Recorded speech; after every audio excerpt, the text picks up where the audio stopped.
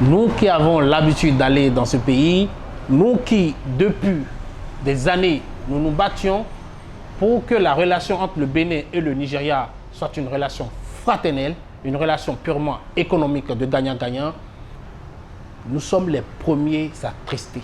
Nous sommes les premiers qui sommes affectés par cette fermeture unilatérale des frontières par le Nigeria. Aujourd'hui, je veux d'abord donner 2 points. Depuis 2015, c'est-à-dire depuis sous Yahi Boni, quand le président Boari était venu en 2015 rencontrer le président Yahi Boni, ils ont parlé d'un certain nombre de points et bien évidemment l'interdiction de certains produits de contrebande tels que le riz, le pétrole, l'essence et autres. En 2017, le président Patrice Talon, notre président, a été invité exceptionnellement par le président Boari pour lui notifier de réorganiser et bien évidemment de cesser par envoyer des tonnes de riz au Nigeria parce que le Nigeria a investi plusieurs milliards de dollars dans la production du riz local. Ces produits sont des produits qui transitent spécialement par le port de Cotonou pour Kano, Kaduna, Lagos et Niger.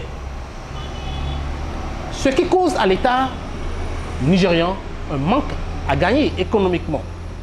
Donc, en violation des traités de la CEDEAO et non en violation de la libre circulation, parce qu'il est très important de préciser, la libre circulation ne veut pas dire de bombarder sur le marché de l'autre des produits qui sont illégaux, des produits qui sont interdits, même s'il y a un besoin de l'autre côté. Si on doit se référer à ce traité, et spécialement aux accords de la CEDEAO, le Bénin est en violation flagrante des accords de libre circulation et de la libre-échange.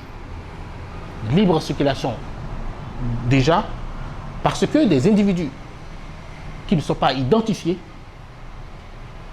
et qui ne passent pas par les postes de contrôle officiels pénètrent sur le territoire nigérien avec des produits interdits. Donc vous voyez très bien que même si nous sommes des pays frères,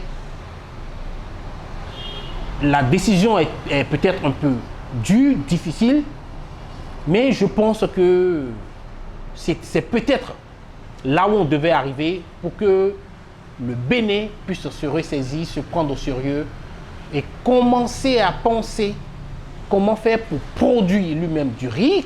On en produit déjà assez, peut-être augmenter la production pour notre consommation locale et aussi créer d'autres voies pour gagner de l'argent. Pourquoi pas le tourisme. Déjà, on va citer un certain nombre d'exigences par le comité tripartite. Et il faut rappeler que ces exigences ne sont pas des exigences qui datent d'aujourd'hui. Ce sont des exigences de la CEDEAO. Par exemple, l'identification des citoyens étrangers,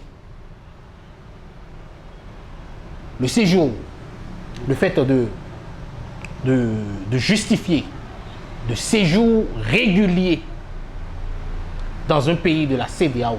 Ce qu'il faut expliquer à nos populations, la libre circulation, ne donne droit à personne de voyager sans carte d'identité ni sans passeport ou sans les moyens exigés par l'autre pays, c'est-à-dire le pays d'accueil.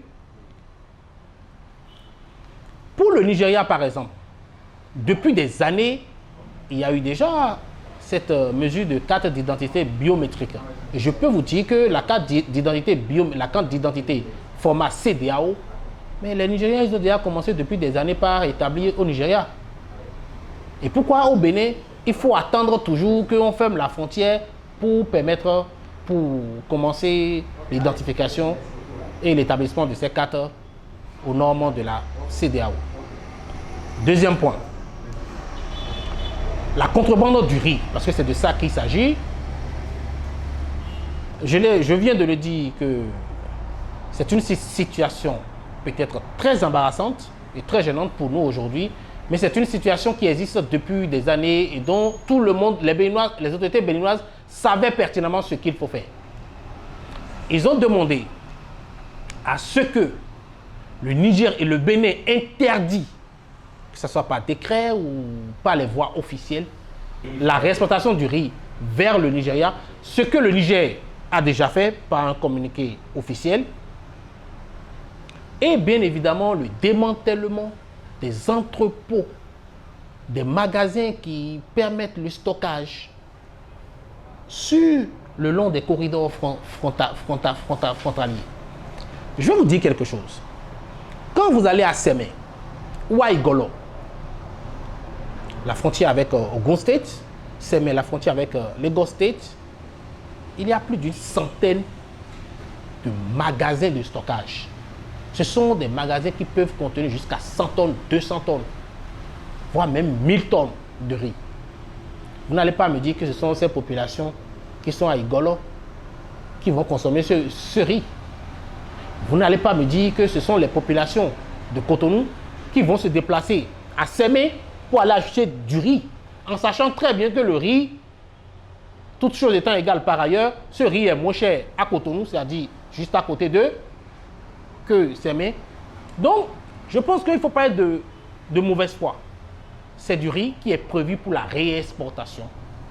Et ces magasins sont un peu comme, comment dirais-je, un pont. Et ce n'est pas pour rien même que des douaniers se sont permis d'entrer dans ces magasins. Je vais vous dire quelque chose, et vous devez le répéter ailleurs. Le Bénin et le Nigeria, culturellement, c'est un même peuple. C'est un même peuple qui a grandi ensemble, qui ont les mêmes histoires. Et c'est vraiment dommage qu'aujourd'hui, la frontière soit fermée, parce qu'entre le Bénin et le Nigeria, il n'y aura jamais de frontière.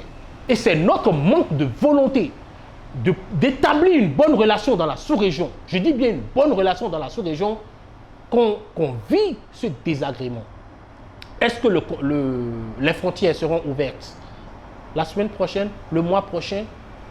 Ça, je n'en sais rien. Et je sais, en étant en relation avec les autorités comme ces ministres et d'autres députés, que le président de la République, cette fois-ci, veut réellement taper du poing sur la table.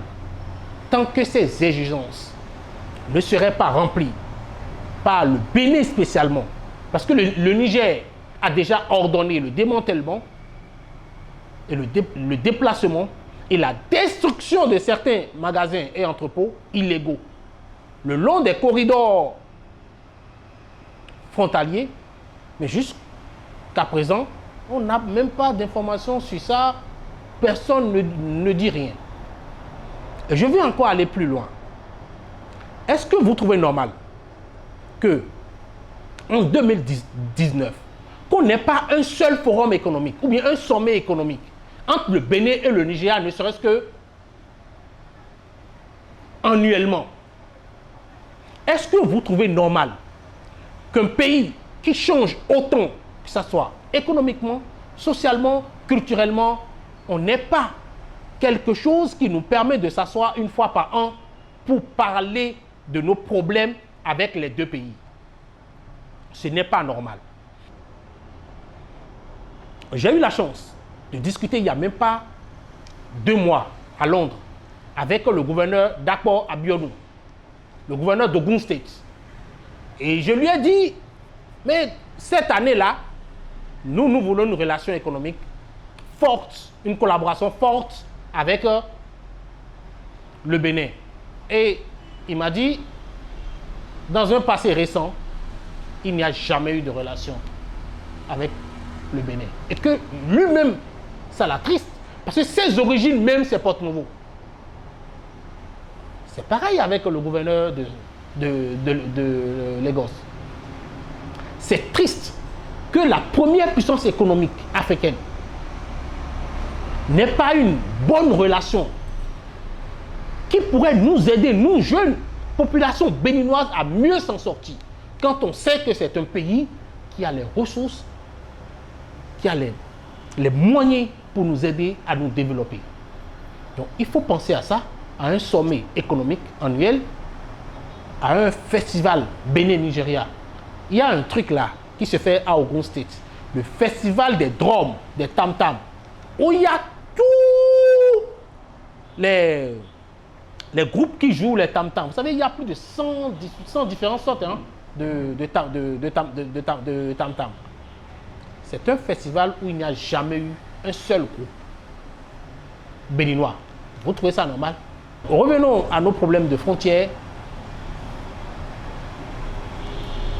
Est-ce que dans un futur proche, les frontières seront ouvertes? Les frontières seront ouvertes si le Bénin, je pense qu'ils ont déjà commencé par identifier même les Béninois, par leur délivrer des cartes, les cartes CEDEAO.